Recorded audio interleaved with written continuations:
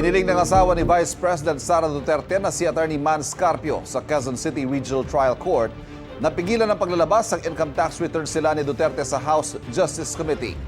Bago naman ang impeachment hearing mamaya, lumabas ang isang dokumentong pirmado ng nagpakilalang dating aide at bagman na si Ramil Madriaga. Ang mga detalye sa unang balita ni Tina Panganiban Perez. Nakuha ng GMA News ang liham na ito mula sa isang reliable source sa kampo ni Ramil Madriaga. Sulat kamay, pirmado at may petsang April 11, 2026. Si Madriaga ang nagpakilalang dating aide at bagman umano ni Vice President Sara Duterte at isa sa mga pinahaharap na testigo sa impeachment proceedings na isinasagawa ng House Committee on Justice. Sa dokumento, tinukoy ni Madriaga si FPRRD, ang initials ni former President Rodrigo Roa Duterte. Noong November 2021, binanggit daw sa kanya ng dating Pangulo na hahayaan daw tumakbo si Bongbong Marcos bilang Pangulo kasama si Sara Duterte. Pero kukunin nila ang pagkapangulo pagsapit ng taong 2025. Ito raw ay para mapalawig ang kontrol ni Duterte sa gobyerno at gagamitin lamang si Marcos bilang political tool. Pagkatapos daw manumpa sa tungkulin ni VP Sara noong taong 2022, sinabi ng dating Pangulo sa isa namang pulong kasama si Madriaga at ilang retiradong general, ang plano niyang alisin sa pwesto si Pangulong Marcos sa anumang paraan. Uupo bilang Pangulo ang anak niyang si Sara Duterte at maaari pa rin itong tumakbo sa 2028 presidential elections. Dagdag pa raw ng nakatatandang Duterte. Alam daw ni Pangulong Marcos na bababa siya sa pwesto sa 2025 at ibibigay ito kay VP Sara. Kwento ni Madriaga, bago mapatalsik si Marcos, magkakaroon ng mass resignations ng government officials, mga rally, pagpaslang ng mga opisyal ng gobyerno, civil disobedience at pagsalakay sa Malacanang Palace na mga kinuha nilang mga grupo at individual.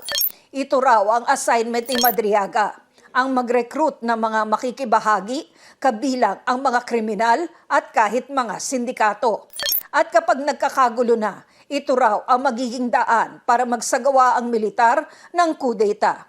Kung hindi raw kusang bababa sa pwesto si Marcos o mag-excel sa Amerika, papatayin daw ito. Hinihinga namin ang reaksyon dito si Vice President Duterte, pero dati na niyang itinanggi na nagtrabaho sa kanya si Madriaga. All systems go na sa hearing na isasagawa ng House Committee on Justice sa impeachment complaints laban kay Vice President Sara Duterte. Isa si Ramil Madriaga sa mga haharap at sasagot sa clarificatory questions ng mga kongresista. Tinanong namin kung kasama ito sa mga tatalakayin. If it is irrelevant to the accusations against the Vice President, particularly dito po sa misuse of confidential funds, tingin ko hindi po yun maisasama doon po sa mga pwede pong pag-usapan. Mahalaga po na we remain focused on the specific allegations relating to the impeachable offenses against the Vice President. Pag hindi po ito within that parameter, hindi po yun dapat talakayin po ng komite. Nag-inspeksyon na ang NBI at BJMP kasama ang ilang security personnel ng Kamara sa pagdarausan ng hearing bilang paghahanda sa pangangalaga sa seguridad ni Madriaga.